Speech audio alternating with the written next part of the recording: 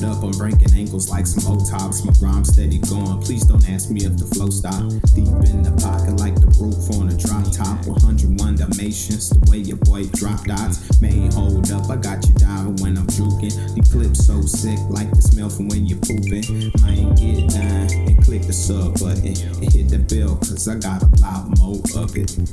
Yeah, who's mains? Terrence House head, who's mains? Batman, Bruce Wayne. What's goody, what's poppin' YouTube? It's your boy WhosManz. You already know what time it is. We're gonna get into a play here soon, but before we do that, if you are new, go ahead and hit the subscribe button and the bell so you never miss an upload. And yeah. Alright, so before we get into the actual play, I'm gonna show you guys different versions of mesh and why I love the mesh concept. It's a really good concept to run in zone and man. It gets open fairly easily. There's a lot of quick reads, and there's a lot of big play opportunity off of quick throws. If you're familiar with my air raid scheme, well, not my air raid scheme, but the air raid scheme, how Mummy and Mike Leach created, they're just geniuses, okay? There's a lot of ways to get your play creators in space to make big plays, and I'm just showcasing some of the ways you can do that. So here is a classic how Mummy air raid concept. You're gonna read Brown to the running back to the mesh, or you can read Brown to the mesh to the running back, and it's just vital to do this. The one thing that makes the mesh so great is you're spreading the field vertically, and you're just making it harder on the defenders. With that being said, tight offset tight end is a tight formation, and it makes that read a little bit more difficult, but it also makes it harder to guard. So now we're getting to the tight end offset tight end mesh spot. The one difference is the drags do not hitch on the opposite sides in zone, so you're gonna have to be a little bit more diligent about reading the play. So I'm gonna get into showing you guys how I do this.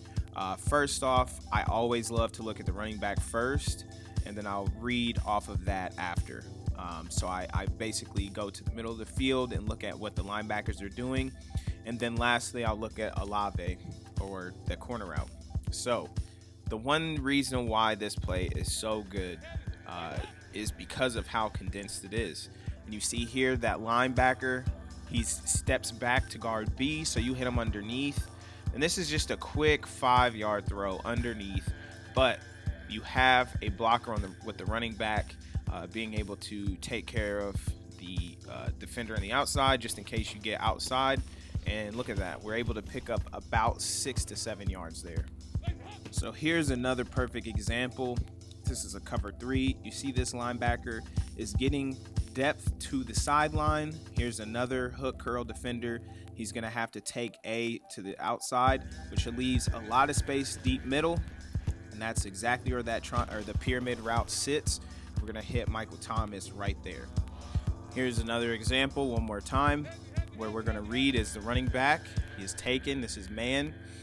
We see that we have an extra defender in the box there, so we don't want to hit X. B is taken, and it looks like A, the tight end A, got a rub route, and he has a lot of space generated over there. The clear out route by Olave clears out a lot of space over there, so we're going to hit A, and look at that, 5-yard catch, and then almost a 20-yard gain. So here is the actual in-game footage, and there's going to be some good, bad, and ugly, but you see here, we hit the tight end, huge gain. We're going to break this down. So right here, we're going to look, we actually don't ID, but you see that the user goes with the wide receiver on the drag, and that leaves a lot of room for the tight end. So we're going to break this down. We're going to look at the running back. It looks like man, so boom, look at this. The user takes the drag route by X, and then we're going to look at B as well. B is, we know it's man, so B is definitely going to be covered really well. But look at this action right back here. There is a rub, which was caused by the mesh, and that leaves A wide open. But if you also look, we had really good separation by our second receiver, and we could have also hit that deep and possibly gotten a touchdown. So definitely make sure you look out for those when you see man. But I definitely wanted to hurry up and get rid of the ball, give it to the tight end, pick up our nice yards, get out of bounds. So this play, you're going to see where I start making some mistakes, as we do get a completion, but only for very minimal gain. So slowing this play down a bit, I'm going to read my running back. No one goes directly with him. I see it zone. I now need to transition to the linebackers, and this is where I did really poorly in making decisions way too quickly. My pocket, as you see, is really nice, and now I need to transition to the linebackers. And you're going to see where I mess up here, and it's going to start playing here in a second. And I make the read too quick. That linebacker jumps down, and I would have had to be wide open in the end zone. So let me explain to you why the pyramid route is so amazing. Now, as you see here, Sam linebacker is taking very aggressive steps towards the running back, which now leaves the user and the mic responsible for the mesh and the pyramid route. I see that both the cornerbacks are down low in a hard flat assignment, and the pyramid route is going to put stress on both of the safeties, and then also you're going to have a corner out by Y. So what we're going to have to do is read the Mike linebacker. If the Mike linebacker stays back, we're going to try to now look at Y, because the cornerback is so down field, and then the Y is a corner, so that safety is going to have to respect the route by B, and he's not going to be able to get over to the corner route in time, and he's going to get over top of the wide receiver.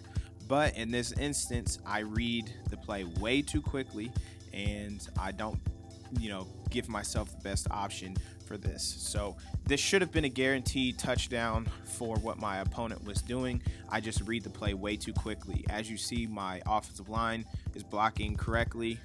That's why you always make sure to set the mic the correct way, which in this play I always set opposite of the running back, mainly because the running back and those drags are going to be your quick, your hot routes, or your hot, and let's just watch this finish out. Boom, I read it too quickly. Could have possibly thrown an interception, get minimal yards. In this example, we're going to look at the sandbacker. So the sandbacker here, he's going to run over towards the running back and then try to get some depth to cover the seams. I see that the cornerback is shallow, so that tells me that he has shaded down his cover 2. We're going to look at the Mike backer as well. If that's the case, he's going to help out with this drag because there's no immediate threat to the deep middle of the field. So I have a couple of options on this play. I'm not throwing either of the drags.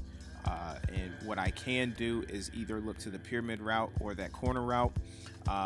One thing that I wish I would have done is look toward the pyramid route a little bit more and have the corner route be my last option. Another thing that you can do is, if you understand that he has it shaded underneath, the running back will get open over top of the cornerbacks. But I decide to throw to the tight end, and I get a little bit lucky.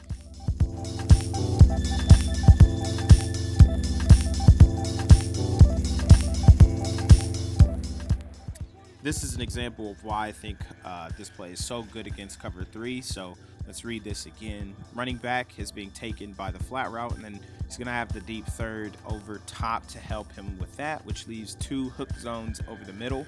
We're going to look at the sandbacker. The sandbacker is not getting depth yet, so I want to take my time reading this play, because if he gets depth, we're going to hit him underneath to the drags. If he stays down on the line, we got to hit him over top, which is where that pyramid route is. I'm not even going to really look at the corner route because there's a deep third over there to help out with that. And one thing that makes this a lot easier to read is my user is on the wheel, and he is taking him off of the line of scrimmage and running back towards the corner route. So we're going to read off of him. Just if everything works out the correct way, the pyramid route should be wide open right over top of that Sam backer, and it should be an easy completion. However, I get too quick. I have a quick trigger, and I decide to hit the drag underneath for some reason. I get a little too conservative in my progressions, and I don't make the proper progressions. So this play I needed to take a little bit more time to assess. So here we go, and then we're gonna finish it out. And we get big hit fumble. Here's another example of me running this against cover 3. I'm gonna get sacked by Khalil Mack. However, I should have released the ball way before he gets in the backfield to B, but that's my loss. So here's an example of me running this against cover 1 robber. And you understand that that's going to be man. The one thing that's nice about this is the rub opportunities, and also your ability for your wide receivers to run away from man coverage. Anytime you have anybody with a athleticism advantage, this is what you want. CeeDee Lamb is great, is a great athlete, and we allow him to get into open space.